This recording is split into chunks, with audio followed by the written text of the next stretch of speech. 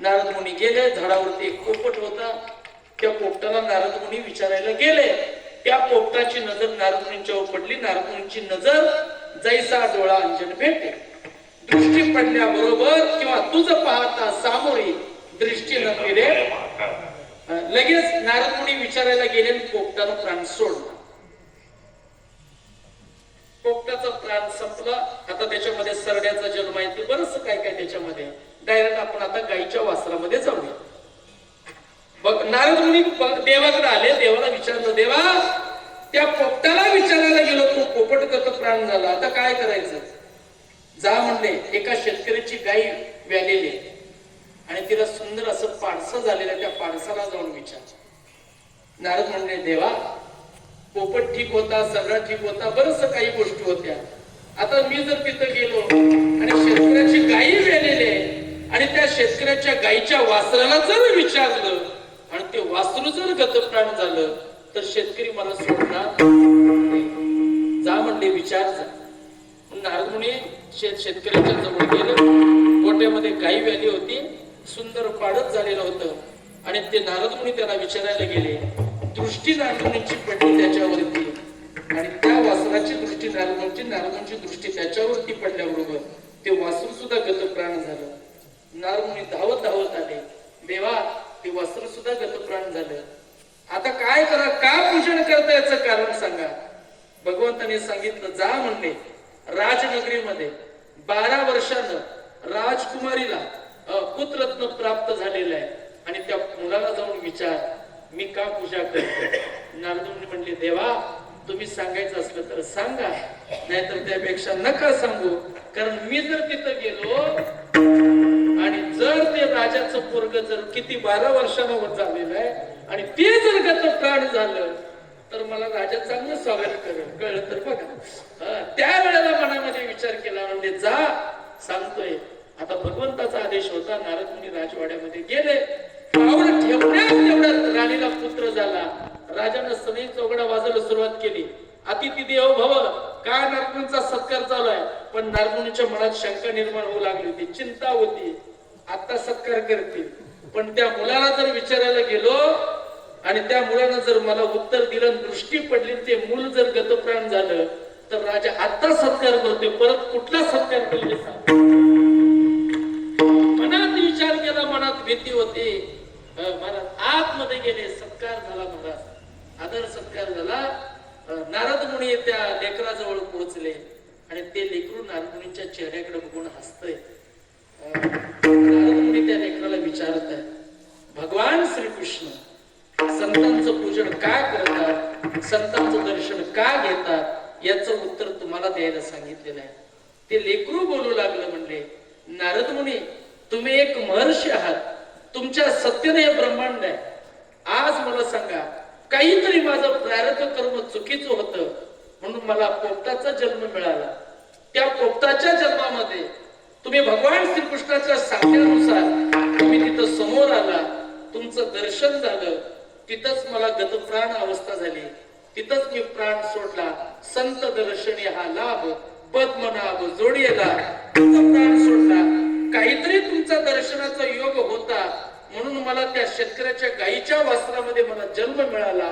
तिथंही तुमचा सहवास घडला आणि मी तिथंही प्राण सोडला आणि तुमच्या दर्शनानं आज राजाच्या कुळामध्ये राजकुमार म्हणून मी जन्माला आलोय.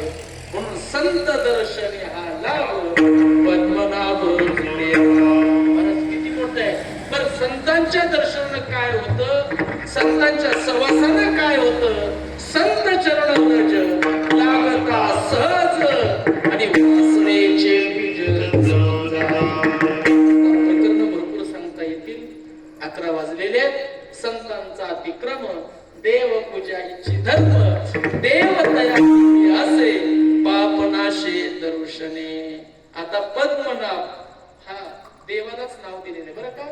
आपण प्रार्थना म्हणतो, श्री अनंता मधुसूदना पद्मनाभा नारायणा जगव्यापका जनार्दना आनंदगणा अविनाशा. पद्मनाभ म्हणून संत दर्शनी हा लाभ, पद्मनाभ जोडेला. म्हणजे पद्मनाभ हा परमात्मा जोडलेला आहे महाराज. आणि तिसऱ्या चरणामध्ये असं वर्णन केलेलं आहे, संपुष्ट हे हृदय पेटी करोनी पोटी साठो. या हृदय पेटीमध्ये भगवंत रस आता आहेच परमात्मा.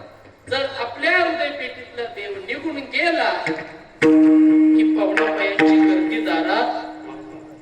कळलं का मला काय म्हणायचं ते? पाहुण्या पायांना फोन करावा लागतो. काय जीव निघून गेला म्हणून संपुष्ट हे हृदय पेटी आणि करोनी पोटी साठवो. मग या हृदय पेटीमध्ये कुणी कुणी देव साठवला, ज्याचा आपण चौचा ते हनुमंतराय. उदाहरण देऊ घ्या. रामायण संपलं, रामाचा विजय झाला, सगळं झाल्यानंतर ना सगळ्या वानर शनाला बक्षीस दिलं, पण हनुमंतरायला काहीच दिलं नाही. आई साहेबांनी प्रभूंना विनंती केली, प्रभू या सगळ्यात मोठा म्हणजे माझ्या हनुमंतरायांचा आहे, मला शोध द्यायचा. तुम्ही प्रभू हनुमंतरायला काहीच देऊ शकत नाही. त्यावेळेला प्रभू रामराय म्हणले, सीता अगं हनुमंतरायाला देण्यासारखं माझ्याजवळ काहीच नाही. जर तुझ्याजवळ असेल तर तू दे. म्हणून सीता मातेने हनुमंतरायाला हाक मारली. नवरत्नाचा हार गळ्यातला, सोन्याचा हार काढला. आता ज्ञानोबांची ओवी आहे, का चिंतामणी आलिया हाती सदा विजय मनोरथी आशा तैसा मी पूर्ण काम श्री निवृत्ती ज्ञानदेव म्हणे. महाराज नवरत्नाचा हार आई साहेबांनी गळ्यातला काढला, हनुमंतराय जवळ दिला. हनुमंतरायने तो आई साहेबांच्याकडून स्वीकारला आणि जवळच्या झाडाजवळ बसले. तो हार तोडला. आता बरेचसे कीर्तन सांगतात, दातामध्ये घेतला आणि फोडला, बघितलं, फेकून दिला. त्यावेळेला सीतामातेने पाहिलं आणि हनुमंतरायला विनंती केली, हनुमंतराय एवढा नवरत्नाचा हार मी प्रेमानं तुम्हाला दिलेला आहे. स्वामींनी काही तुम्हाला दिलं नाही आणि स्वामींच्या जवळ देण्यासारखं काहीच नव्हतं तुम्हाला, पण माझ्या गळ्यातला नवरत्नाचा हार तुम्हाला दिला. पण तुम्ही तो नवरत्नाचा हार तोडला, मणी फोडताय, त्या मण्यामध्ये बघताय आणि तो मणी फेकून देताय. त्या मण्यात काय आहे ते तरी बघताय, ते तरी सांगा. त्यावेळेला हनुमंतराय सांगताय, आई साहेब त्या मण्यामध्ये राम आहे का नाही पाहतोय. सीतामाता म्हणाल्या, हनुमंतराय तुमच्यात तरी राम आहे का. संपुष्ट हृदय पेटी करोनी पोटी साठवो. या हृदय पेटीमध्ये नुसत्या प्रभू राम राहिला नाही, या हृदय पेटीमध्ये सुद्धा हनुमंतरायांनी साठवलेलं आहे. म्हणून संपुष्ट हृदय पेटी. मग देवाला साठवायचे असेल तर या हृदय पेटीचं चित्त हे कुठं पाहिजे. आता तुकोबरायांचं प्रमाण आहे का,